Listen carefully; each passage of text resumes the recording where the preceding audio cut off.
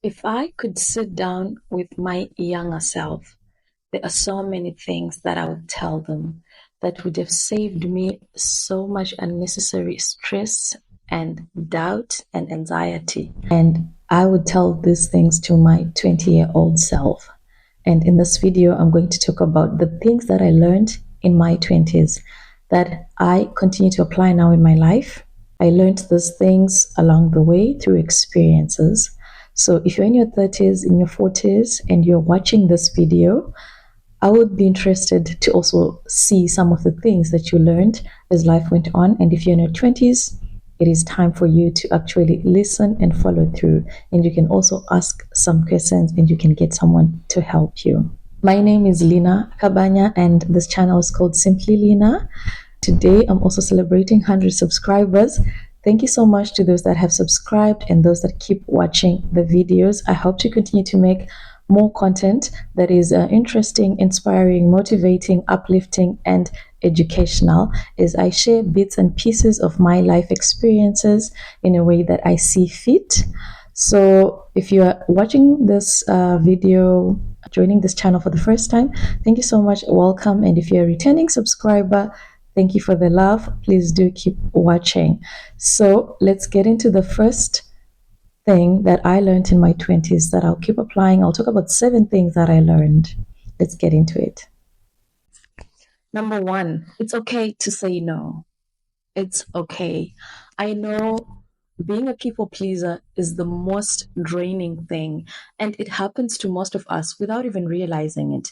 And sometimes because, well, you don't have a choice or you don't know how to act, you don't know how to say no. And saying no is very difficult, but you have to try. You can't say yes to everything, to all social events. This used to be me. Even if you can't, you go out of your way just so you can try to please someone, just so you can try to make someone else happy. It is important. It is good to make other people happy, but you cannot pour from an empty cup. And if you keep pouring and pouring, what's going to happen? You're going to empty yourself. So sometimes if you really feel that you do not have the capacity, if it's a social event, if it's someone asking you to help them with something, to go with them somewhere, to do something for them, and you also have your own work, it is not rude. It is not rejecting. It is protecting your own energy. It is protecting your own mental health. And it keeps you more alive and more awake because you get to have time for your own self. You have to create your life in such a way that you also prioritize yourself and your mental health. And that means you have to say no to some things. So being a people pleaser does not take you anywhere. It keeps you drained, and you can end up being someone who is bitter, being someone who is unhappy. And this is not good for you, especially as you go on with life where you're going to have to do a lot of other tasks, be there for different people, for your family, for your friends. So you have to make them understand that in as much as you want to be there for them, sometimes you have to say no. You have to create boundaries for yourself to say, okay, I can help you with this, but on this particular day, on this particular time, and in this particular manner, I'm sorry, I cannot avail myself. I cannot be there for you. I cannot help you. And the moment you do it the first time, you may feel like, oh my God, I feel so rude. I feel like I was not there for this person. But people will begin to understand you, and people will place you in a certain place where they know, okay, she does helps us, but we understand when she's busy. At first, you may feel like, oh my God, I'm going to lose my friends, I'm going to lose my family. But trust me, you lose them more when you keep saying yes to the things that you know you cannot do. You do not have the capacity to do, to fulfill, and to complete. So it is always nice to actually be polite and say, I would have loved to help, but maybe you can also contact this person, or you can look at this site, or how about we do it maybe some other time, because right now I'm a little bit swamped. There's always a nice way to say no when you are genuinely incapacitated to help someone. Okay, so let's move on to the next one. Number 2, it's kind of the opposite of the first one, or puts you on the other side, but ask. That's number 2. Ask for help. When you don't know something, when you're not sure of something, ask. I know sometimes asking is terrifying because what if they say no? We said it's okay for someone to say no. You ask the other person. You keep on asking. Sometimes someone is there and ready to help you. Do not be afraid to ask people because of their titles, because of their ranks. This is how you get an opportunity. This is how you create networks. This is how you create connections. You have to be able to ask. For example, you're looking for a job and you go on LinkedIn. Sometimes jobs are not advertised. You have to go in the inboxes of these people. It doesn't matter their title. Trust me, even if someone is a director and they're a professor, they have this title, they're a brother somewhere, they're a father somewhere, they're a friend, and most importantly, they are people. I always say this to myself each time I feel scared to confront someone or even to ask someone something, to send an email or to get into someone's office to ask for help. I always tell myself the most important thing is their person. These people are also people like us with a head and feet. They are people, they will understand. You have to give it to people that people can be kind. So you have to ask, you have to know that you're not an island. You do not know everything. You're only in your 20s. And even if you were in your 50s, no one knows everything. You have to ask. This is one way of learning, an important way of learning, because you also get to learn from people's experience and you get to create a network and a connection of your own by asking. So this one is very important. Try to deal with fear. Fear is something that you create in your own head to think, oh, what if I ask and they say no? So what? This is also another way of looking at things. So what if they say no? You go on and ask the other person. If they say they don't know, they can probably connect you to someone else. I'm not sure of this, but you can link this to someone else. But usually people are happy to help as long as they didn't have time on their hands and they are knowledgeable about something. They are really happy to help. I'll give you an example. I once sent a DM on LinkedIn to a director of a department of a certain company, but I did this unknowingly. I didn't look deep into the profile to see that this person was the director. They posted a job on their page, and I just DM'd them and said I was interested in a junior position of that role because they had posted a senior position. And without taking much time, they responded to me very kindly. They said I could check their website for junior position, blah, blah, blah. A kind response. And then that's when I looked at their profile and I saw that they were the director of that company. And to my surprise, I was like, oh my God, I didn't think, these people could be kind and so on. I went for the interviews and I got to be interviewed by the director and everything went really well. So I'm just saying, do not hold yourself back. If you want an opportunity, if you're not sure about something, even if you're looking for a position as a master's student for a degree program, you're not sure which one to enroll into, you can always go to these university websites, look for a professor to email. You can always go on to these companies. If you're looking for a mentor, you can email them. People are really out there ready to help, ready to share the knowledge that they have and that they know. So that is number 2. And it's a very important lesson to have in every aspect of your life, not just in your 20s, even in your 30s. Always be someone who is ready to ask, because you are not an island. You do not exist on your own. You need the help and the knowledge of other people. Okay, I'll move on to lesson 3. I'm looking down because I have jotted down some of these lessons on my diary, in my diary. So the next one is celebrate your wins. Celebrate the small wins as much as you celebrate the big wins. Sometimes fear keeps us from celebrating. And I'll give an example. When I graduated from my master's degree, I did not celebrate as much as I was supposed to because it was so big. I had a cum laude. I did my master's when I had a child, when I was in a foreign land. There were a lot of things that were going on. I didn't really think, I would complete it that well, but I did, and I had to celebrate it, quite so big. But I just kept it on the low, and I realized that I had fear. I had fear of, okay, what's going to happen after this master's? What if I don't get a job? What if I don't get to proceed with my plans as I planned it, as I imagined it, as I envisioned? And so you hold yourself back and say, okay, let me not make a big fuss out of it. But I realized that, life is made up of these small wins. And I always say this to myself. Bad things happen to us sometimes without notifying us, and we do not create them. But good memories, good times, we have this in our hands to create. It is up to us. This is a choice that we have to create the good times, the good memories. So every time something that seems small, it can seem small to other people, but to you it will be big because you put in your time, you put in your sweat, and you were waiting for this thing to happen. Celebrate it. Birthdays, anniversaries, these are big, but I'm talking about, okay, I've been wanting to work out 3 times a week. Every week I've been wanting to go for a run, and this week I managed to do it without an excuse. Nothing came up. I mean, this is worth celebrating. Give it to yourself, because this is also how you learn to appreciate yourself. This is how you learn to increase your esteem. It's good with self-confidence as well. You don't look at yourself every time and be like, nothing is moving in my life, nothing is happening in my life, and eventually it creates a cycle of depression.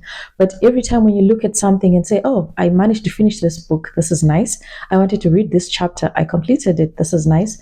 These are also some of the things that helped me as I was working on my master's, as I was working on my thesis. I write one paragraph and I'm happy. I celebrate it. So please do celebrate your wins, big or small.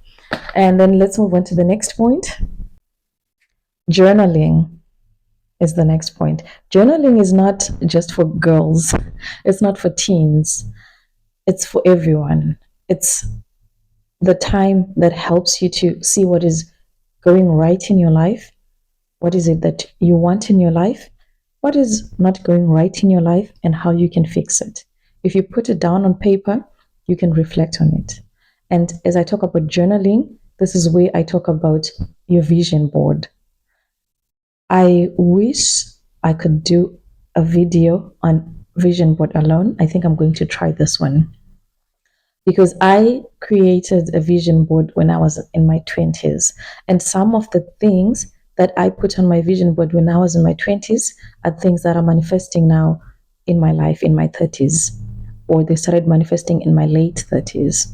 So a vision board is something that you create in your head. Like, where do you see your life in like 10, 15 years?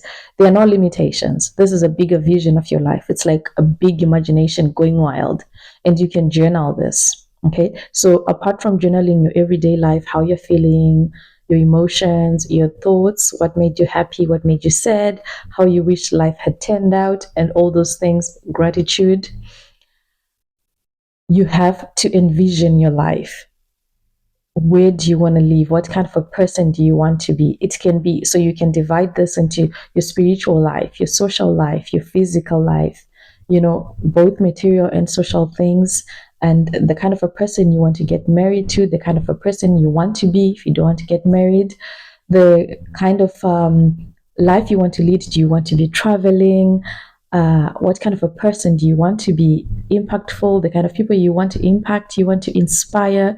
You can use pictures for this. I used to have like a manila, like a chart in my room. So I had small papers that I used to stick on there, and I would just write. I would really accompany everything with a Bible verse to speak it into existence, to say, I'll get married in this year, I'll do my master's, and I will travel the world, and I will do this. You have to, there's no limitation to journaling, to dreaming, to envisioning, to creating your vision board. And this is also another important thing. When it comes to dreaming about your life and to envisioning your life, there are no limitations. So this is the point. Create a vision board, break it down into goals, into yearly goals, break it down into monthly goals, break it down into weekly goals, and work on it. So when you work on your weekly goals, when you work on your monthly goals, you create a system that allows you to achieve your dream and to eventually live your vision. And this can all begin by journaling, because when you journal, you are actually taking your life and putting it in a paper where you can read and then follow through. You eventually begin to see the things that you like, things that fascinate you, things that interest you, things that put a spark in you. So this one is very important. And then it leads me to gratitude. Gratitude is not overrated, it works. It helps you to deal with anxiety. You have to practice being grateful for every aspect of your life. You have to be intentional about it, about being grateful. I know some people think, okay, it's overrated. Everyone says you must be grateful for seeing the sun rise. You must be grateful for a cup of coffee. But this is just the beginning. Because if you do not see the beauty of small things, even when big things start happening to you, you will still not appreciate it. You will still not see the beauty in it. So it's important that you wake up and you spread your bed nicely. You look at it and say, "Wow, that's a nicely done bed." You do your hair, you do your makeup, you say, "Wow, I did this so well today." You just take time to slow down when you're drinking your cup of coffee and you say, "It tastes amazing." And you build on that. Eventually, when something big happens to you, you know how to celebrate it. And this takes us to our previous point of celebrating all your wins. So you're only able to celebrate your wins if you are someone who is filled with so much gratitude. And it also helps build your relations. If you're someone who's always showing gratitude to people around you, it makes you a magnet of positivity. People want to be around you. People want to be around someone who's happy, who's grateful, and it makes people want to do things for you. It's nice to do things for someone who appreciates, who's grateful for even the smallest thing. So, this one is important as well. Let's move on to the last 2 points. Not everything is happening to you. Some things are happening for you. It may sound cliche, but it's the truth. And when you stop and look back, you always see that this makes sense. So sometimes you're always saying, "Why is this happening to me? Why is life constantly throwing obstacles at me?" And also, when you look at other people's lives, it looks like they have it smoothly, but maybe not. They've just mastered the art and the aspect that life is not always happening to them. Sometimes it is for them. So the question sometimes is, what is this teaching me? Every step in the journey of life is important. And this is what I have learned. And I learn this every time. Even now that I'm, 30, I look at all the opportunities that I thought were missed opportunities. And it always makes sense. I'm always having this conversation with my partner to say, if that had worked, I wonder where we would have been today. Maybe we would have been in a path that is not the path that we took, which we love. If I had gotten that opportunity, if I had gotten that job, if I had gotten accepted into that university in that country, maybe I would not have been where I am. So sometimes you have to look at the bigger picture. What is this teaching me? What am I learning from this? It may hurt when you receive the bad news or the rejection and everything. It is normal to hurt, but look at it closely and say, okay, why is this happening? What is it teaching me? Not just, oh, why me? Why is it that all the time it's me? It's me. Sometimes, I always say, sometimes God's no means a bigger yes. And I think I've heard this in a sermon. So it's how you approach things. It's how you react to things sometimes that makes a whole difference. Okay. So in life, I believe that every step, as I've said, builds up to the bigger purpose of who you eventually become. I have so many examples I can give. I have an example of where I did my internship and my first traineeship. I always felt like, oh my God, I'm not really learning a lot at this company. I'm not learning as much as I want to learn, because I was also comparing with my other colleagues that were interning in other organizations or that were working in other organizations. They were telling me they learned this, they went to this conference, they did this. And on my end, it looked like all that was not happening. But after I left the organization, I realized that in as much as I was not learning the things that I had done at school, there was a lot of character building that was going on. I got to meet a lot of people. I got to understand the lives of other people. And just by working at this organization, I feel like it helped my CV when I then applied for other opportunities. Just to say, oh, I worked there. I feel like it helped. And it's only now that I look back and say, okay, I didn't like really working there because I felt like I was not developing professionally.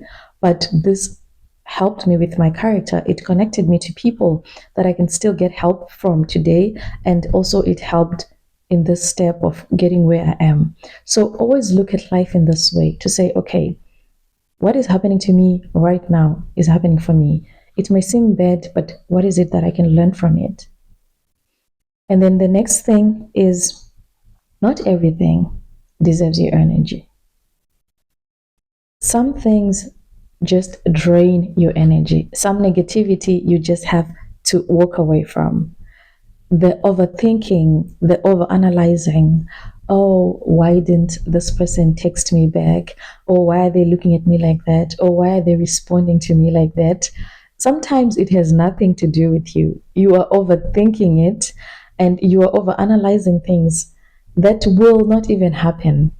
Okay, so imagine how much you waste your energy when eventually things actually work out well, or when you realize, oh, this person had a good reason for not texting you back or for not behaving in a way that they were behaving. You waste your energy, and it's a missed opportunity to use your mind to think of positive things. So, that is the last one to say, protect your peace. It matters to protect your happiness, to not overthink. And these are the lessons that I have learned in my 20s. It's okay to say no, it's okay to ask. Fear is just something you create in your own head. People are people, they are willing to help as long as you ask. And things are not happening to you, sometimes they're happening for you. Find a lesson in every obstacle in life. Every step of the way is important in the journey of life. Not everything deserves your energy, and be sure to celebrate your wins, no matter big or small. Be someone who is intentional about being grateful. And lastly, it's important to journal and envision your life. Create a vision board. Thank you so much for watching. I hope you enjoyed this episode. It's a different episode from the other ones that I always post, but I feel like it's very important. Until next time, have a good day.